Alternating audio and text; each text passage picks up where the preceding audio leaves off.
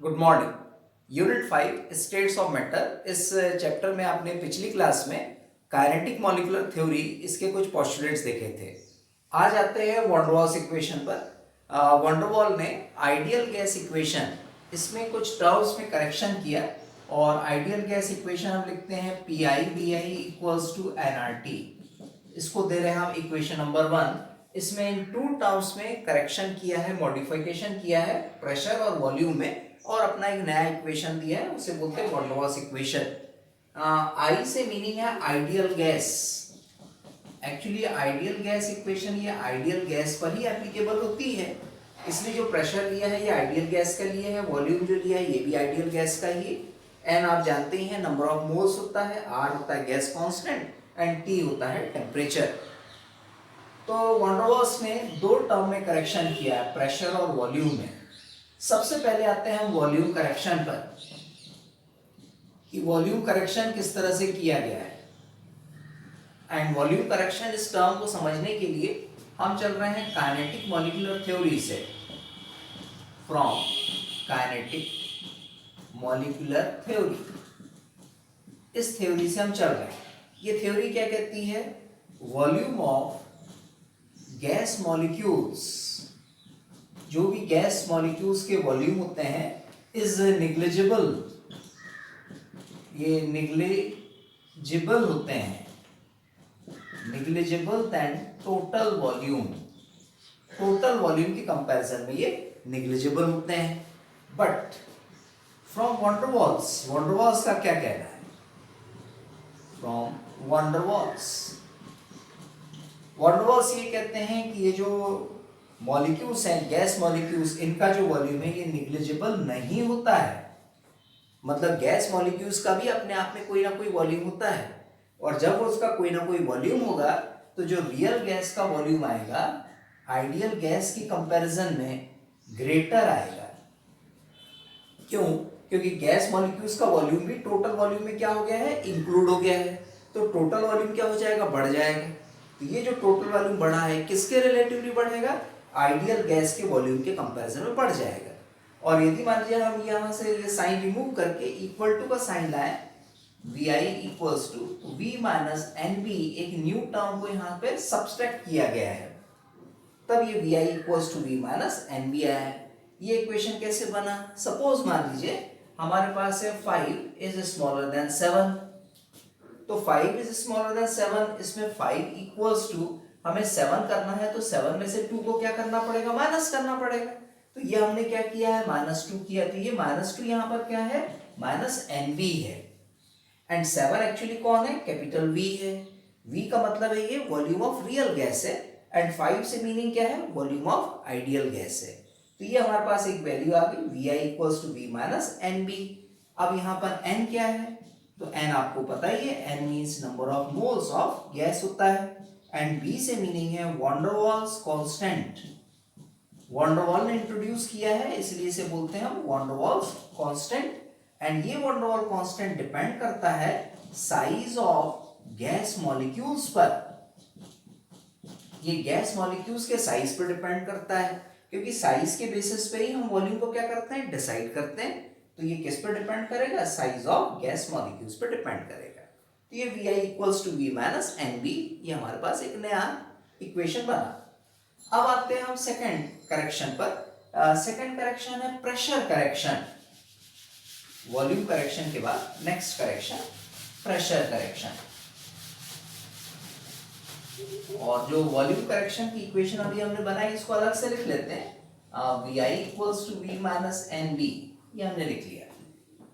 अब आ रहे हैं प्रेशर करेक्शन पर। प्रेशर करेक्शन के हिसाब से यदि हम चले कि इसमें करेक्शन किस टाइप से हो रहा है, तो पहले चलते हैं फ्रॉम काइनेटिक मॉलिक्यूलर थ्योरी से। काइनेटिक मॉलिक्यूलर थ्योरी क्या कहती है?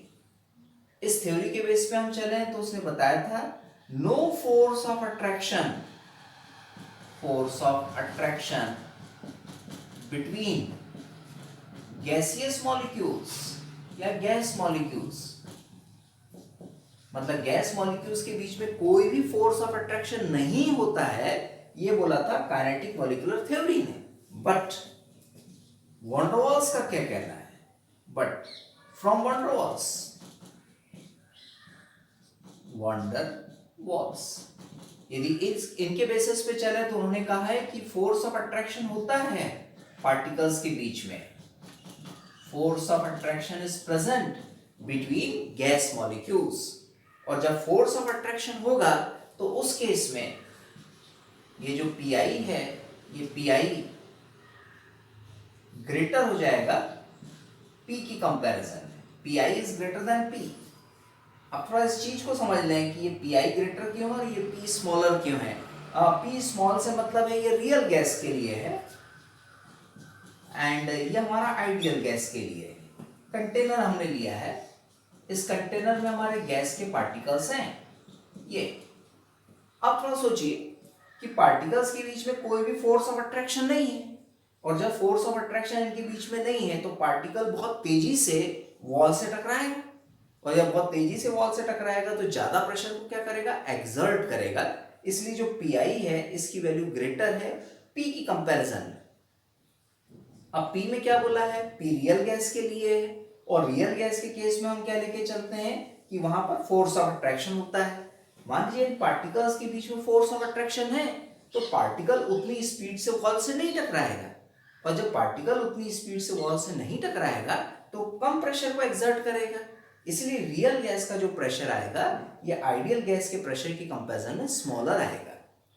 अब यहां भी हमको इक्वल टू का साइन लगाना है, it means P I equals to value हमें आइडेंटिफाई करना है। तो हम क्या करें, इसको ऐसा मान के चलिए कि 5 इज ग्रेटर देन 3 है। अब 5 इज ग्रेटर देन 3 है तो होता ही है, बट हमको 5 और 3 को एक दूसरे के इक्वल करना है, तो हमको 3 में कोई टर्म +2 ये ऐड करनी पड़ेगी, तब ये किसके इक्वल हो जाएगा, 5 के इक्वल हो जाएगा। सेम इसी चीज को वॉन डेर वाल्स ने यहाँ पे फॉलो किया है। पी आई इक्वल्स टू ये जो पी है, इस पी में किसी टर्म को उसने ऐड किया है, और वो टर्म है an² / v², इसको उसने ऐड किया है। अब इसमें a क्या है, where a equals to van der Waal constant, यहां ये भी वॉन डेर वाल कांस्टेंट ही है, एंड ये van der Waal constant depend करता है नेचर ऑफ द गैस पर, नेचर ऑफ गैस इस पर ये डिपेंड करेगा। गैस का नेचर जैसा होगा उसी बेसिस पे फोर्स ऑफ अट्रैक्शन उनके पार्टिकल के बीच में लगेगा।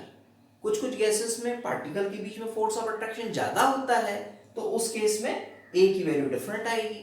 मान लीजिए जिसमें पार्टिकल के बीच में फोर्स कम लगेगा तो ए की वैल्यू कुछ और आएगी। इसलिए ये जो ए है किस पर डिपेंड करता है, नेचर ऑफ द गैस पर डिपेंड करता है। फिर आप देखिए इसमें n है, n कंफर्म है, n मींस होता है number of moles, and v तो आप जानते ही हैं, v means volume, volume of the gas, ये हमने ले लिया। इस टाइप से Pi equals to P plus an²/v² मिल गया। तो हमारे पास Pi की वैल्यू भी आ गई और Vi की वैल्यू भी आ गई। ये दोनों की वैल्यू को हमको इक्वेशन 1 में पुट करना है। इन दोनों की वैल्यू यदि हमने इक्वेशन 1 में पुट की तो एक नया इक्वेशन डेवलप होगा। वो नया इक्वेशन कुछ इस तरह से होगा, Pi इसकी वैल्यू है P plus an²/v² and Vi की वैल्यू है V minus NB equals to nRT। इसको हम दे रहे हैं equation 2, and equation 2 is called van der Waals equation, van der Waals equation for n mole gas, n mole gas, n mole gas के लिए equation है क्योंकि सभी जगह हमने n मोल्स का यूज किया है। फॉर 1 मोल गैस, मान लीजिए 1 मोल गैस है तो उस केस में वॉन डेर वाल इक्वेशन क्या बनेगा। कभी कभी ऐसा भी पूछा जाता है कि 1 मोल गैस के लिए वॉन डेर वाल्स इक्वेशन बताओ, तो कुछ नहीं करना है, n के प्लेस पे आपने सिर्फ 1 वैल्यू रख देना है, और n के प्लेस पे 1 वैल्यू रखे तो P plus a/v² v minus b equals to RT, ये इक्वेशन हमें मिलेगा। इसे हम बोलेंगे फॉर 1 मोल गैस के लिए है। ये था हमारा वॉन डेर वाल्स इक्वेशन। इसी से रिलेटेड एक और टर्म आती है हमारी कंप्रेसिबिलिटी फैक्टर। ये कंप्रेसिबिलिटी फैक्टर क्या है?